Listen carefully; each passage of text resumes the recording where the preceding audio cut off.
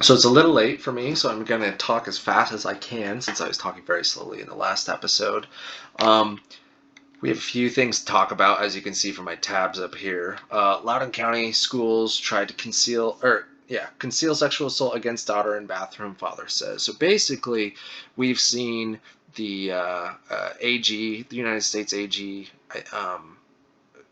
he has been basically saying that we need to treat a lot of violent parents at school board meetings as domestic terrorists. Now, there have been a lot of school board meetings where parents have been getting very heated. Um, so it's been an ongoing story for the past almost a year. Really, it's been super heated up. But it came to a bit of a climax recently where this individual, I don't see his name here. I forget. Oh, Scott Smith. Scott Smith was arrested, and there's video of him being arrested, and you can see the picture here. I don't know if you can see my mouse on the recording, but you can see it on the page here. But he was arrested, and he was used as the white terrorist, domestic terrorist, guy. He was the guy. It turns out that this guy was putting up a big fight and he was making a big scene because his daughter had been allegedly assaulted sexually by a individual who may or may not be transgender. That the may or may not there is a little bit important to mention because, as far as I understand, this individual, this alleged assaulter, um, wears dresses sometimes, though I do not think that he is transgender. And if I get that wrong, then I apologize. But it's my understanding that he's not entirely transgender. He just wears dresses from time to time, or he's gender fluid, or whatever. The point is, this individual, this father, his daughter was sexually assaulted at school allegedly, and he goes to the school, and when he finds this out, he makes a big scene, obviously, as any rational father would. And 5 police show up, and they try to calm him down, and it was uh, it was said that the school was trying to solve the sexual assault allegation in house. Um, and this father was like, no way. So he takes his daughter to the hospital, and they get a rape kit tested down that night. Um, that's still being processed. 4 months later, it is my understanding this alleged assaulter um, assaulted another individual allegedly. So it's kind of a repeat offense. But people were saying in this Loudoun County School District meeting that there was no assault being done by any transgender students, and so he made a big deal out of it and was arrested. And it's really personal. It's really drama filled, and it's not really as um, something I want to dive into as it is just absolutely disgusting that this individual's daughter was allegedly raped, and the only arrest involved was his own. Um, but that gets into a bigger sort of theme that we have going on, the Let's Go Brandon. People are so mad at Joe Biden that they're chanting F Joe Biden, and they're not using the F word. They're not censoring the F word. They're saying the actual F Joe Biden part. And it's interesting because there was an incident at a NASCAR race where this individual, Brandon, had won the race, and he was being interviewed by a reporter, and the crowd was cheering F Joe Biden. And she says, you can hear the crowd, they're cheering, and she basically said, uh, they're cheering Let's Go Brandon. Now, it is obviously and most explicitly clear that they were not cheering Let's Go Brandon. They were saying F Joe Biden.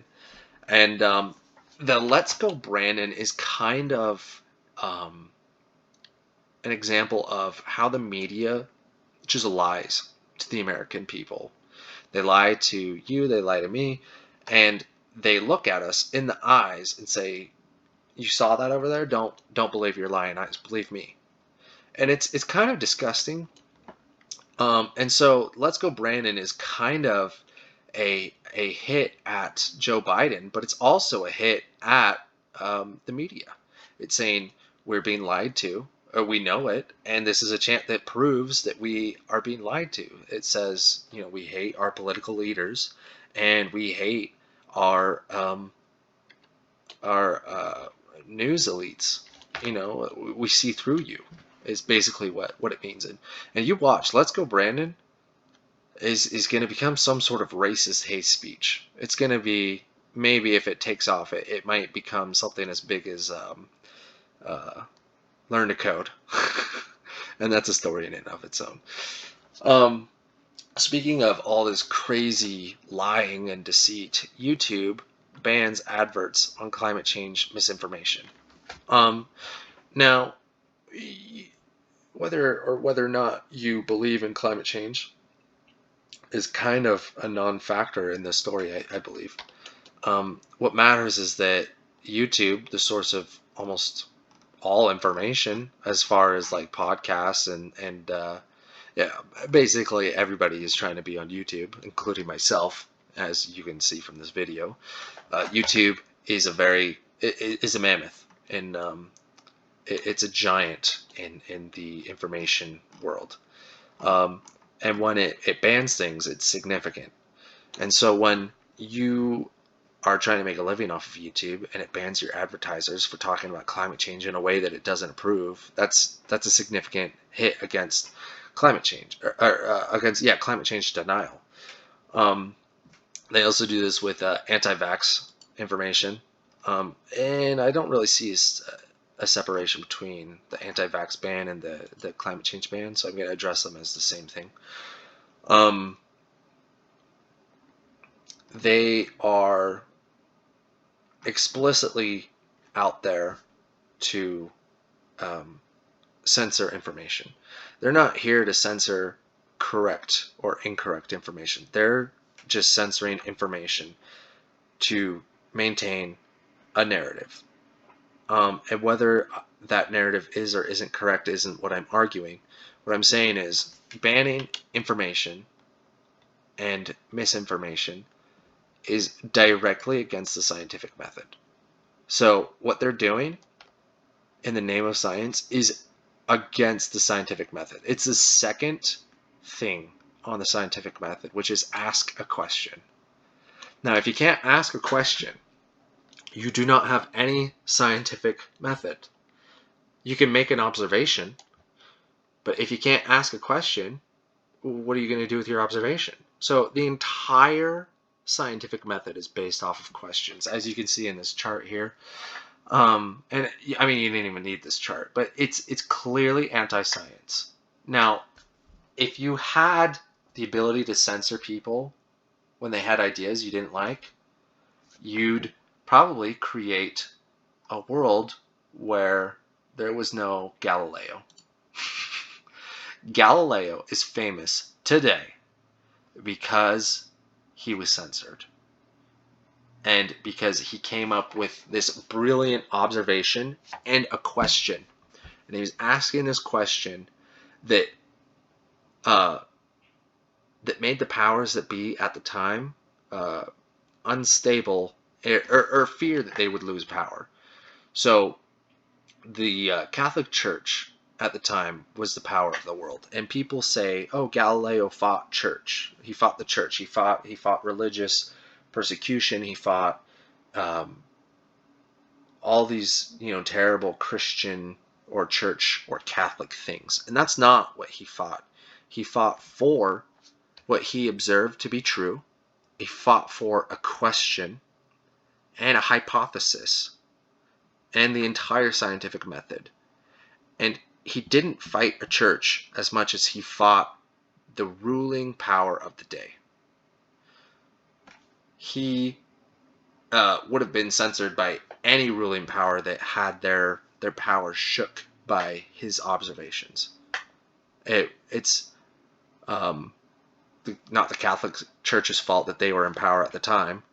I guess it is their fault, but good for them that they had the power. But if he observed something that they interpreted as shaking their ability, their authority to have power over the world, why would they not censor him? So what I'm arguing here is that YouTube banning information and questions about climate change or the anti-vax information, it doesn't really ring as supporting the scientific method because it's completely counter to the scientific method. I'm not saying that either way is true or untrue, but I'm saying it is directly counter to what we esteem as one of our great scientific heroes and stories in the past, in history. And it is the same as censoring Galileo. Because Galileo wasn't any more or less credible than, people in our modern world because we didn't know. And there's plenty of things we still don't know. So censoring it is completely counter to science. Another thing, if we censored anything that went against Einstein's theories, which are unequivocally true, we wouldn't have the ability to have a conversation about quantum physics. Because in a lot of ways that runs counter to relativity. So it's completely anti-science. It's completely anti-reason to ban questions, to ban these people. Sure, they may be crazy. They may be crazy people, but what matters is that we need to allow people to ask questions because that's what science is. And I'm sorry for that pop-up, but yeah. So that's my story today. I hope you enjoyed it, and thank you so much for your time. Like and subscribe. Or don't, but please do.